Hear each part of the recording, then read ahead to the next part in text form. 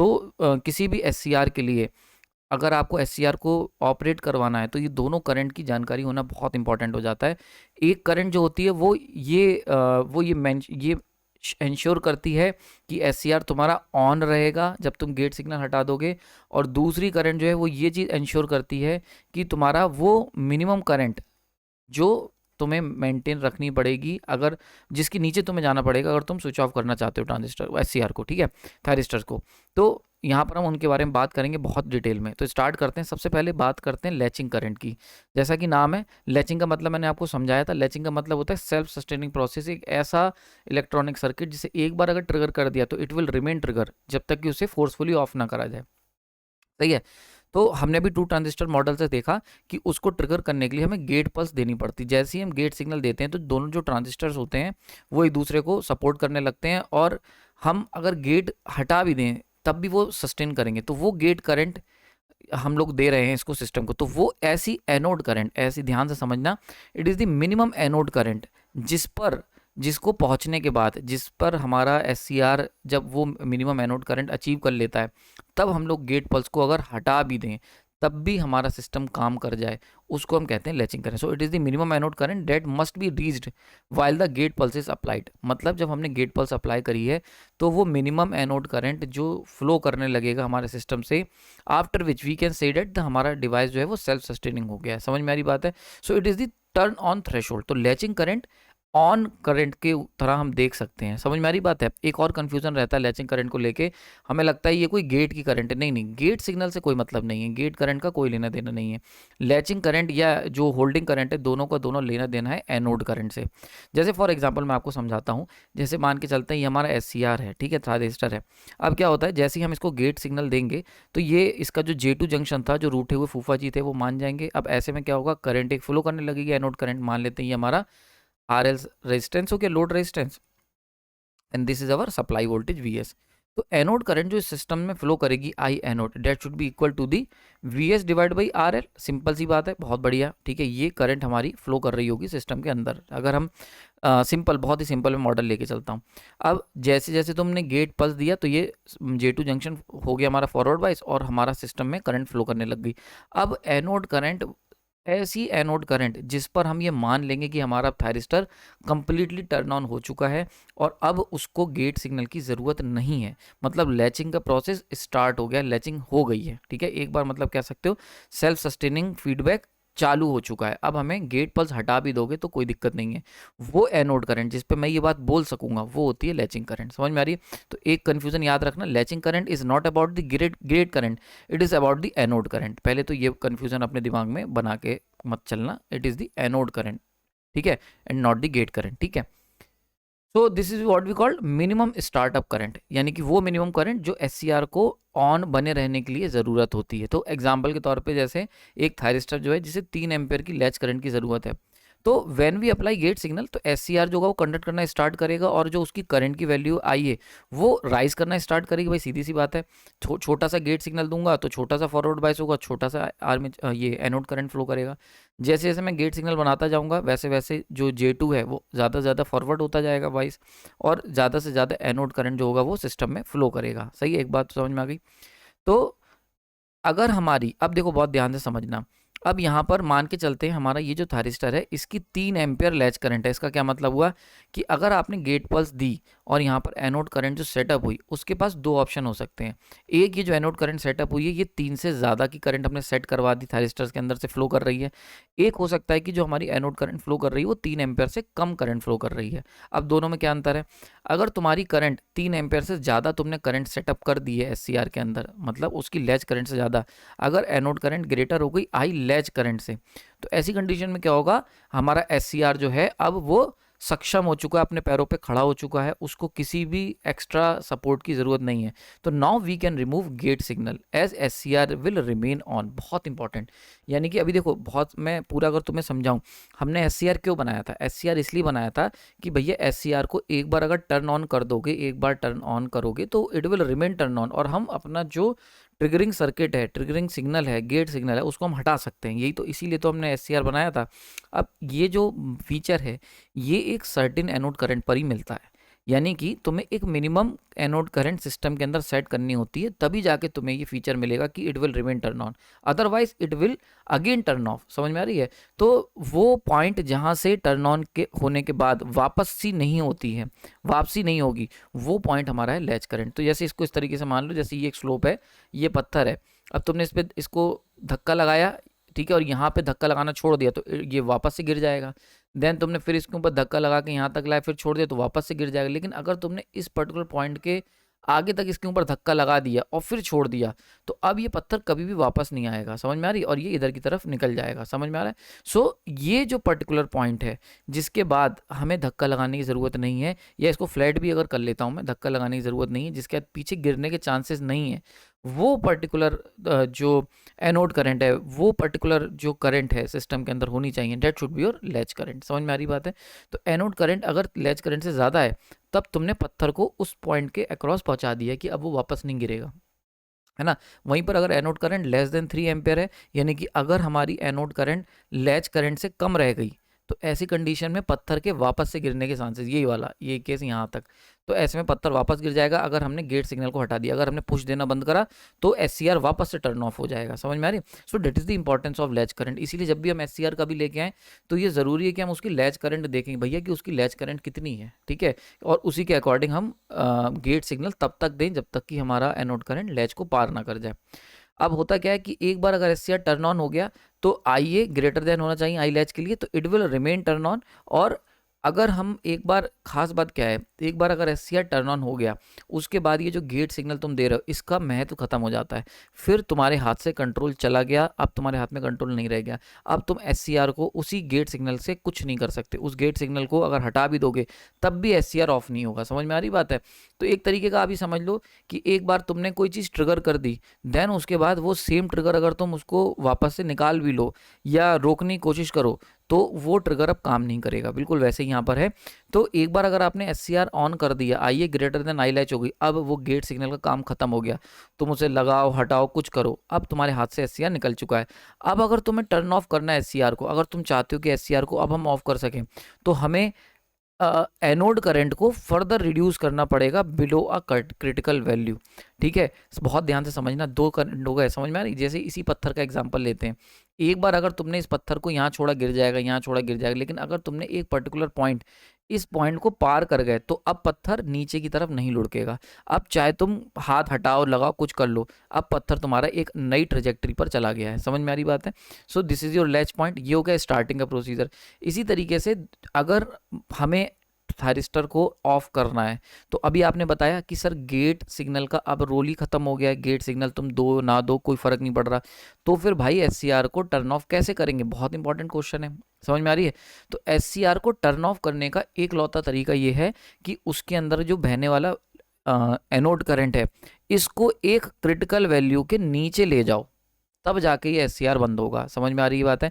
तो SCR को अगर ऑन करना है, तो एनोड करंट को एक क्रिटिकल वैल्यू है करंट की, जिसके ऊपर ले जाओ। वो कौन सी है? वो है आई लैच। इसके ऊपर ले जाओगे तो SCR हमेशा ऑन रहेगा, ठीक है, अनंत समय तक। और अगर तुम्हें SCR को ऑफ करना है, तो एनोड करंट को एक क्रिटिकल वैल्यू के नीचे लाना पड़ेगा, और वो क्रिटिकल वैल्यू है होल्डिंग करंट। समझ में आ रही है? तो होल्डिंग करंट वो क्रिटिकल वैल्यू है एनोड करंट की, जिसके नीचे अगर एनोड करंट आ गया, तभी वो SCR बंद होगा, वरना भैया SCR बंद नहीं होगा। गेट वेट काम खत्म हो गया गेट का। समझ में आ रही बात है? क्लियर हो गई यहाँ पर? So these two current are the most important point, most important current of the SCR। अब एक बहुत इंटरेस्टिंग चीज़ देखने को मिलती है कि जो करंट, वो क्रिटिकल वैल्यू जिसके ऊपर जाने पर SCR टर्न ऑन हुआ था, वो करंट और जो क्रिटिकल वैल्यू जिसके नीचे जाने पर SCR ऑफ हुआ, दे आर नॉट इक्वल। समझ में आ रही बात है? यानी कि जिसके ऊपर जाने पर SCR, वो करंट जिसके ऊपर जाने पर, एनोड करंट जाने पर SCR ऑन होगा, उसे तो हमने आई लैच का नाम दे दिया, और वो करंट जिसके नीचे जाने पर SCR ऑफ होगा, उसको नाम दे दिया आई होल्डिंग। तो आई होल्डिंग और आई लैच ये इक्वल नहीं होते हैं। बहुत इंपॉर्टेंट पॉइंट ध्यान रखना, ठीक है। लगता है कि यार वही क्रिटिकल होना चाहिए, बट ऐसा नहीं होता है। समझ में आ रही बात है? तो अगर हम इन दोनों को कंपेयर करें, अभी मैं आगे इसको कंपेयर करूंगा, अभी आप इतना समझ लो कि जो आई होल्डिंग करंट है वो कम होती है compare to the I latching current. ठीक है, 2 से 2 से 2.5 टाइम्स लो होती है, सही है। या हम दूसरी शब्दों में कहें तो आई लैच करंट जो होती है वो अप्रॉक्सीमेटली 2.5 टाइम्स होती है आई होल्डिंग करंट के, सही है, मैंने नीचे भी मेंशन कर रखा होगा, ठीक है। तो आई होप आपको समझ में आ गई। तो होल्डिंग करंट की अगर कोई आपसे डेफिनेशन पूछ लेता है कि ये क्या है, so holding current is the वो मिनिमम एनोड करंट जिसकी हमें जिसके that is required to keep the SCR in the on state.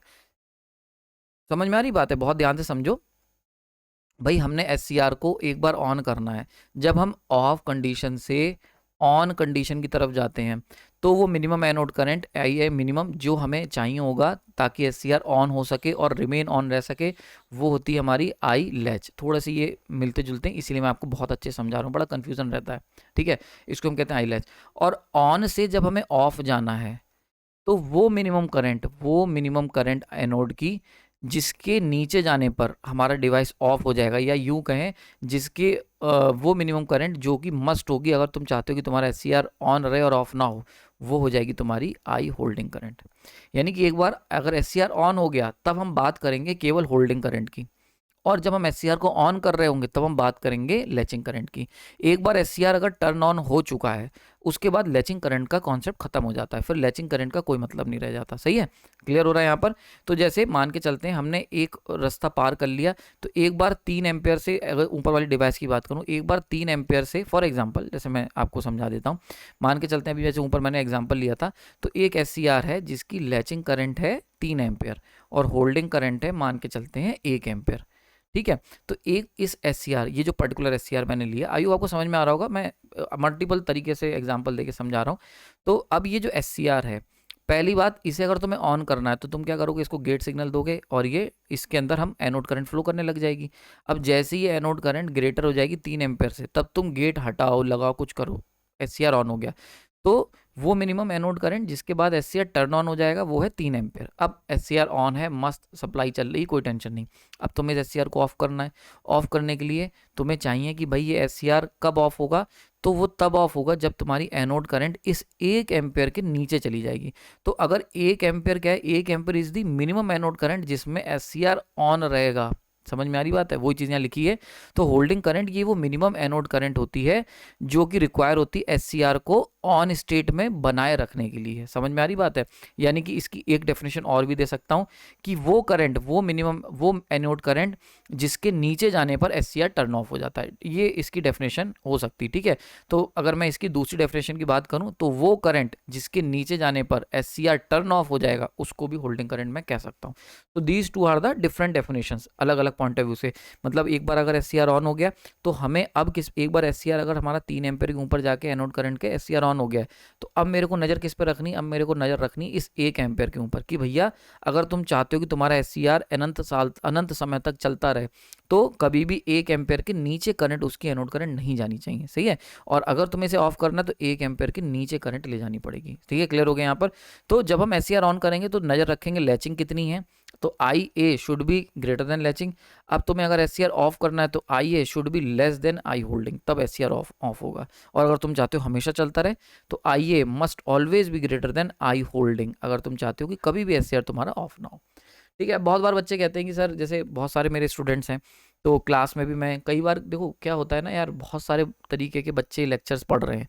हो सकता है आप अच्छे आईक्यू के हो सकता है आप कहीं बहुत अच्छी इंडस्ट्री में हो, तो आपके लिए ये चीज़ एक ही बार में समझ में आ गई होगी। बट मैं कोशिश करता हूँ कि मैं उस हर बच्चे का हाथ पकड़ के चलना चाहता हूँ जो मेरे से जुड़ा हुआ है, इट्स माई रिस्पॉन्सिबिलिटी। तो मैं कई बार कोई कॉन्सेप्ट को मल्टीपल टाइम्स अलग अलग तरीके से समझाने की कोशिश करता हूँ। अगर आपको समझ में आ गया थोड़ा सा आगे बढ़ा सकते हैं, अगर आपको नहीं समझ में आया है तो बहुत सारे ऐसे बच्चे हैं जिन्हें नहीं समझ में आता, इसीलिए मैं किसी भी कॉन्सेप्ट को मल्टीपल तरीके से समझाने की कोशिश करता हूँ कि एक नहीं, एक हुक लगाया नहीं बचा पाया, फिर दूसरा हुक लगाया, तीसरा हुक लगाया, चौथे हुक में वो लड़का फंस जाता है, तो उसे समझ में आ जाता है कॉन्सेप्ट, ठीक है। सो ये मेरी अप्रोच रहती है। और हो सकता है ये आपको थोड़ी सी बोरिंग लगती हो कि मल्टीपल टाइम्स रिपीट करता हूँ, बट ये उन बच्चों के लिए ज़रूरी है जो आपसे नीचे आईक्यू के हैं या जो नहीं समझ पाते हैं, ठीक है। ओके, आगे चलते हैं। तो जैसे मैंने यहाँ पर बताया कि let an SCR is in full conduction state, ठीक है। ये मैंने जो ऊपर समझा था इसको मैं डायग्राम से सजा उजा के तुम्हें दिखाता हूँ कि मान के चलते हैं हमारे पास ये जो एससीआर है ये पूरा फुल कंडक्शन स्टेट में है, मतलब हमने एक समय पे आई ए को ग्रेटर देन कर दिया होगा आई लेच से, तो अब एससीआर हमारा कंप्लीटली टर्न ऑन है। अब क्या हो रहा है भैया, एनोड करंट चल रही है 10 एम्पियर, मस्त 10 एम्पियर करंट फ्लो कर रही है। अब इसकी जो होल्डिंग करंट है वो मान के चलते हैं 1 एम्पियर है। तो अगर तुम चाहते हो कि ये SCR टर्न ऑन से टर्न ऑफ हो जाए, तो इस एनोड करंट को तुम्हें 1 एम्पियर की करंट से नीचे ले जाना पड़ेगा। समझ में आ रही है? और अगर तुम चाहते हो कि SCR ये जो टर्न ऑन है it will remain in the on state, तो तुम्हें ध्यान रखना पड़ेगा कि कभी भी एनोड करंट 1 एम्पेयर से नीचे, मतलब 1 एम्पेयर से नीचे ना जाए, मतलब उसकी होल्डिंग करंट के ऊपर रहे। तो अगर तुम चाहते हो हमेशा ऑन रहे, then IA always be greater than I holding. अगर तुम चाहते हो कि SCR अनंत समय तक तुम्हारा टर्न ऑन रहे, कभी भी ऑफ ना हो, तो होल्डिंग करंट पर नजर रखनी पड़ेगी। समझ में आ रहा है? तो एक चेक पोस्ट जब तुम ऑन करने चलोगे तो तुम्हें लैच वाली चेक पोस्ट पार करनी है, देन उसके बाद इधर की तरफ मुड़ के नहीं देखना है, फिर तुम्हें किधर देखना है, होल्डिंग की तरफ देखते रहना है। तो to turn off an SCR we have to reduce IA below the holding current. ठीक है, क्लियर हो गया? तो IA, अच्छा हाँ, ये रहा पॉइंट जो मैं कह रहा था कि जो तुम्हारा हाँ नहीं, ये वाला भी पार्ट नीचे आएगा। तो IA less than I holding अगर हो गया तो SCR विल स्विच ऑफ, ठीक है, और ब्लॉकिंग स्टेट में वो चला जाएगा। ठीक है, क्लियर हो गया? यहाँ पर नाउ कंपैरिजन कर लेते हैं। अगर हम दोनों को कंपेयर करें तो लैचिंग करंट जो है ये चेक पोस्ट तब पड़ेगी जब तुम टर्न ऑन के प्रोसेस में जुड़ लगे होगे। मतलब लैचिंग करंट के बारे में बातें तुम तब करोगे जब तुम SCR को टर्न ऑन कर रहे होगे, और होल्डिंग करंट का जो जिक्र है वो तब करोगे जब तुम उसको SCR को ऑफ करने की बात कर रहे होगे या ऑफ करने से बचाने की बात कर रहे होगे। एक बार अगर SCR ऑन हो गया तो हम केवल होल्डिंग करंट का ही जिक्र करेंगे। जब तक SCR ऑन नहीं होगा तब तक हम लोग लैचिंग करंट का जिक्र करेंगे। जैसे होता नहीं कि लव मैरिज में, तो जब तक शादी नहीं हुई है तब तक हम लोग अपनी वो फैंटेसी वाली दुनिया की बातें करेंगे, तो वो हो गए भाई लैचिंग करंट। तब तक हर प्रेमी को लगता है कि भाई शादी कर लेनी है, सही है, तो वो शादी की बातें करेगा। तो latching current is the wedding.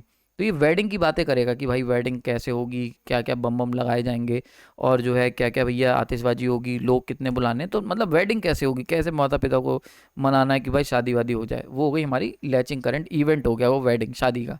एक बार तुम्हारी शादी हो गई तो अब आगे की तरफ तुम क्या करोगे, कभी तुम शादी की बात नहीं करोगे, तुम कहोगे भाई अब आगे की ज़िंदगी कैसे कटेगी।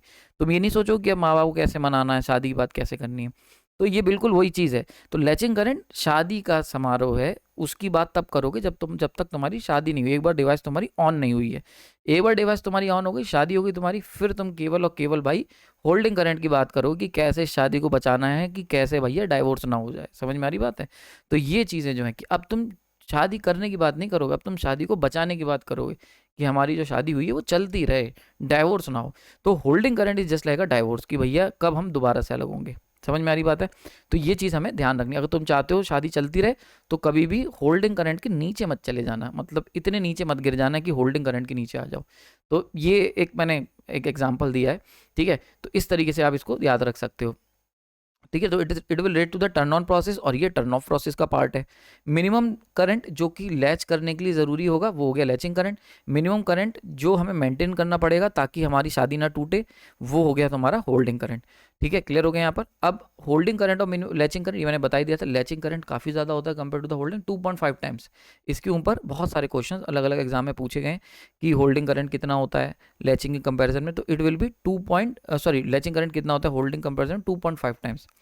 और इसके लिए एक बात और आप पॉइंट याद रख सकते हो कि SCR जो है वो ज़्यादा एनर्जी कंज्यूम करता है कंडक्शन को स्टार्ट करने के लिए देन टू मेंटेन इट। समझ में आ रही बात है?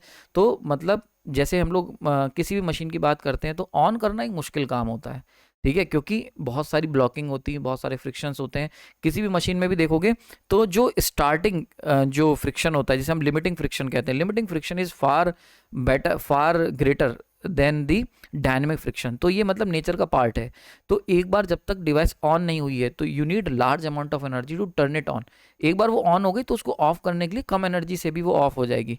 बनाना मुश्किल है, ऑन करना मुश्किल है किसी चीज़ को, ऑफ करना बहुत आसान है। तो वही चीज़ है यहाँ पर। तो SCR take more energy to start the conduction than to maintain it. सो ये सारी बातें जो हैं ये आई होप आपको याद रहेंगी। तो ये होल्डिंग और लैचिंग करंट को हमने बहुत इन डेप्थ अंदर तक जाके डिस्कशन कर लिया है, इसके ज़्यादा आपको ज़रूरत नहीं है इन चीज़ों को जानने की, ये मोर देन सफिशिएंट है।